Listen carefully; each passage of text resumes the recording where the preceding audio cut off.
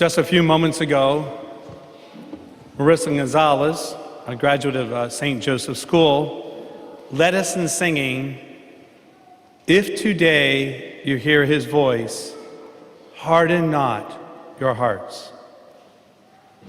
If today you hear his voice, harden not your hearts. I ask you to listen to the following statements and ask in these statements if you hear the voice of God. You aren't to have another child for a while. I know that you want your family to grow, but you won't get pregnant for the next 5 years.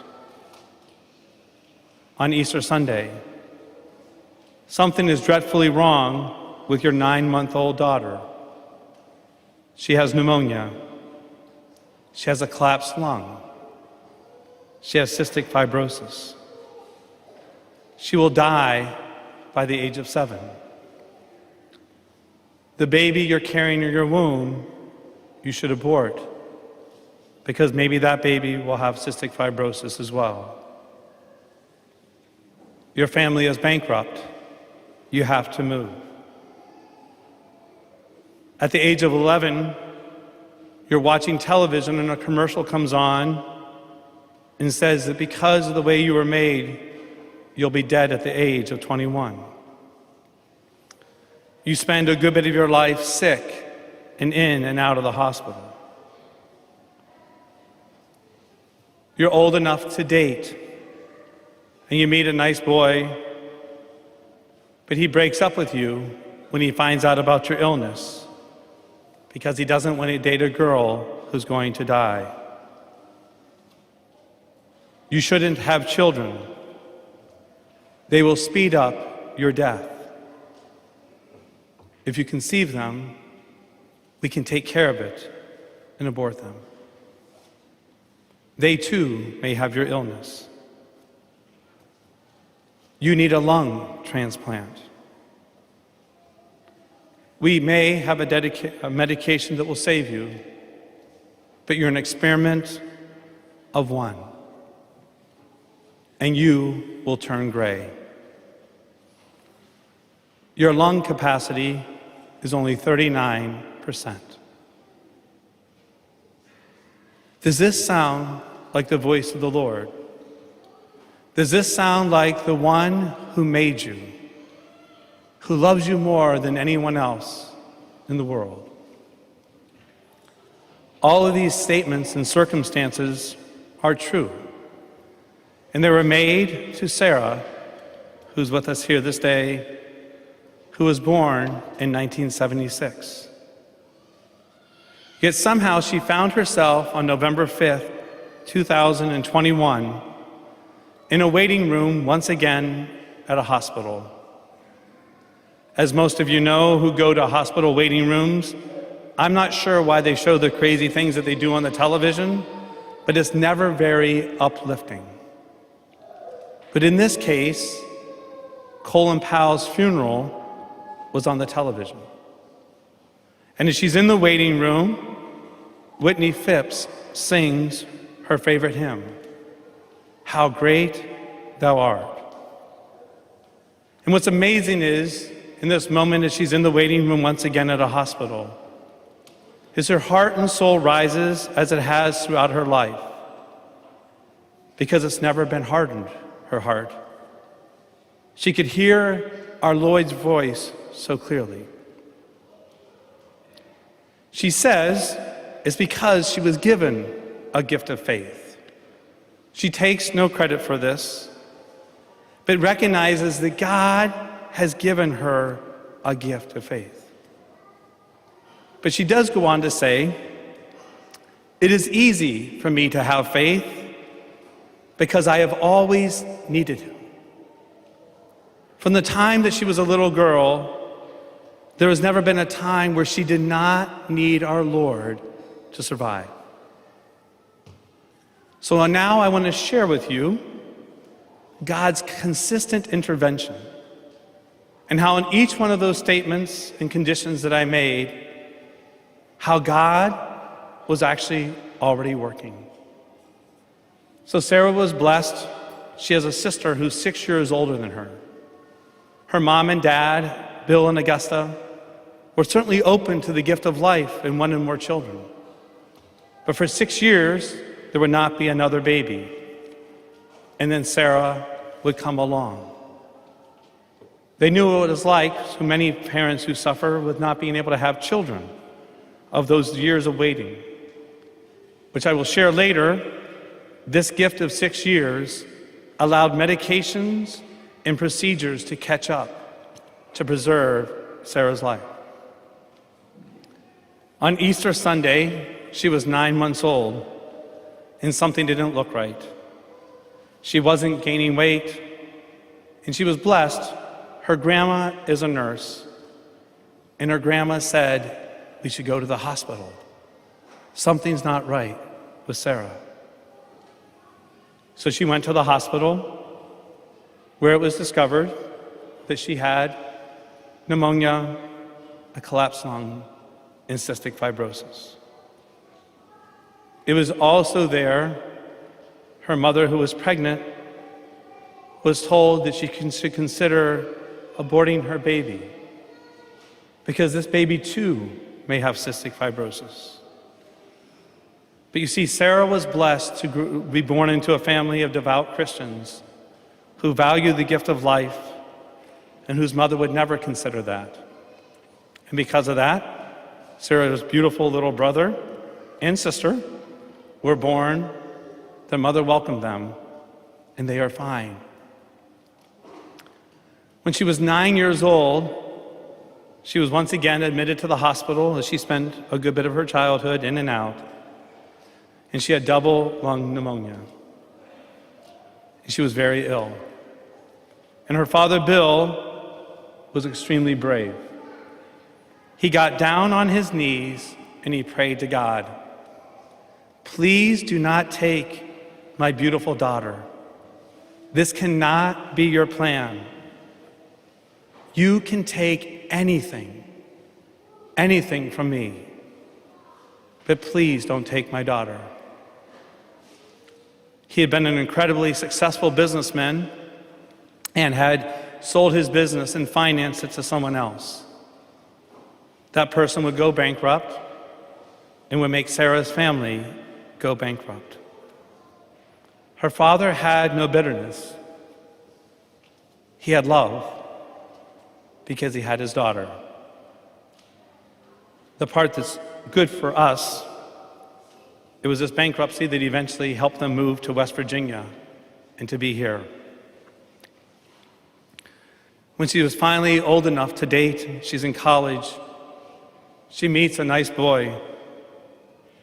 But when he finds out about her illness, he breaks up with her. "I don't want to date a girl who's going to die." But later, she started dating another young gentleman, Robert.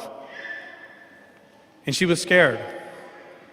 It took her 9 months into the dating to tell Robert, "I have cystic fibrosis."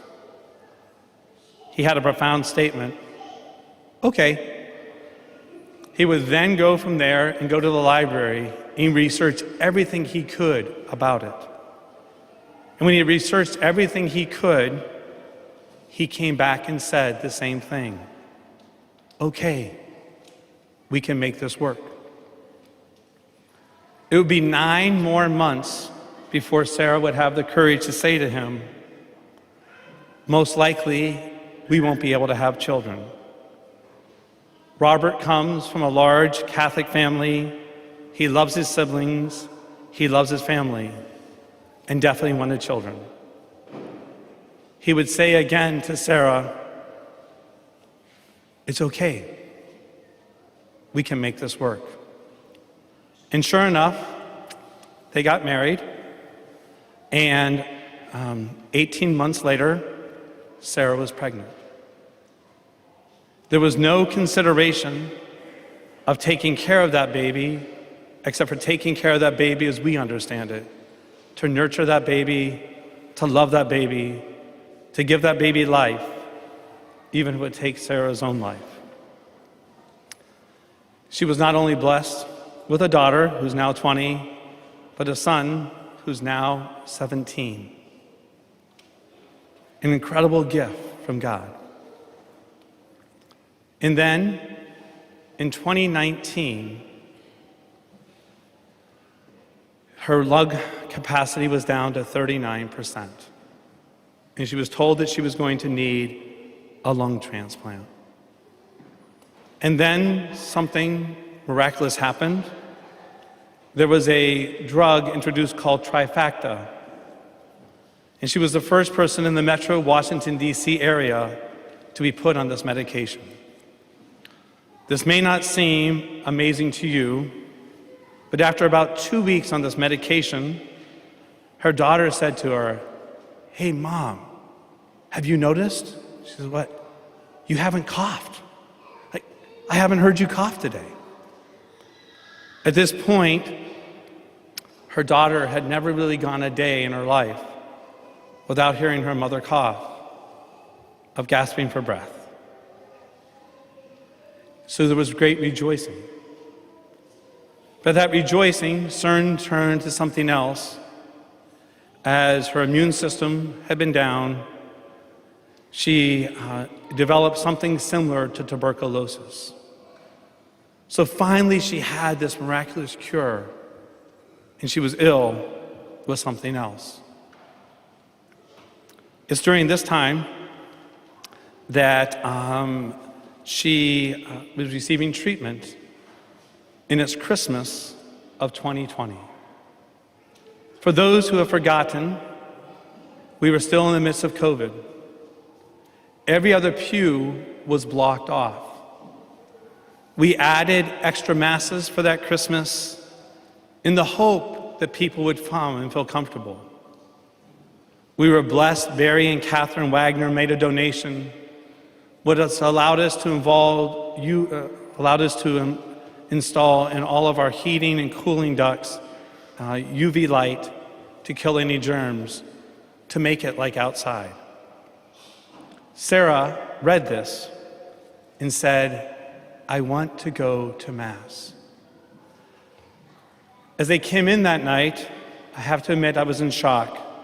She was on oxygen, and Robert said to me, "It's great.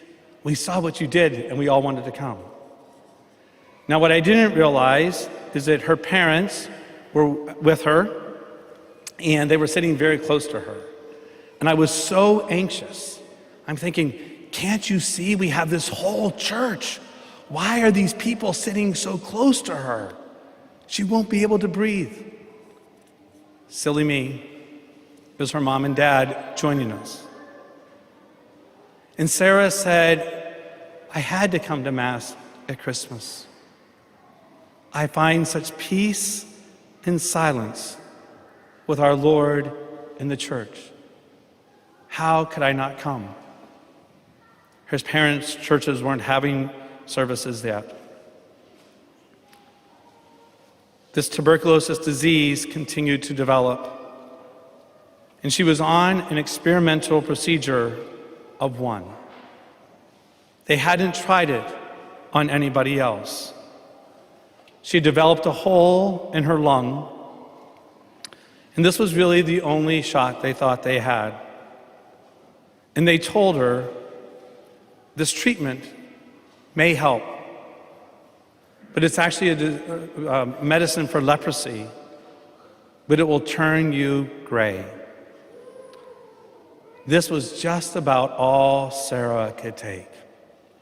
And she said, "Lord, I have done everything you've asked. I don't want to turn gray." And I mean her skin, not her hair. She was blessed because Robert, the beautiful young man who had been willing to marry her, said a simple statement, similar to statements that he has made for over 20 years. "I will love you. I will love you even if you turn gray." Which brings us to November 5th of 2021. She was there with this treatment, this experimental treatment, with the hole in her lung. And she ends up at the hospital in the waiting room. And there, before she has any answers about what's really happening, on the television, she's listening to this man, Whitney Phipps, sing, "How great thou art. How great thou art." And in her soul, it rises up once again and recognizes how great God is. You see, she never turned gray. She actually had begun to glow. And people had started to say to her, "Sarah, what is different about you? You are glowing." And she walks into the doctor's office that day, and the hole is gone. Since that time, I go past Sarah's house every day when I come to the church. I often see her out in the garden, and there's times where I catch my breath thinking, "Sarah, I don't know if this is safe." But what she saw had happened in her life is that she says, God did not allow her to survive. He allowed her to thrive. Because she was born into a family that had a deep love of Jesus Christ and a deep love of her. And because she married a man who loved her for the way that God made her, she has felt that love consistently in her life. And she has this amazing observation. God doesn't just show up. He shows off. God doesn't just show up. He shows off. She's here without oxygen today. She's here with a lung capacity of 60%. But she's also here having taught me much in my Catholic faith. You see, for her, every day that she has been alive has been a miracle. Every single day, her life expectancy started at 7. She's now 48. She prayed that she would be able to at least see her children turn 18. One is 20, one is 17. And she recognizes that it's God who gives her life. And that each step of the way, if you read it all together, it sounds like a disaster. But for her, it sounds like God saying, I love you. You are wonderfully made in my image and likeness. So as you and I come this day, do we recognize it's a miracle that we are here? That God has breathed life into our lungs once again. So I ask you, what is the state of your heart? If today you hear his voice, harden not your hearts.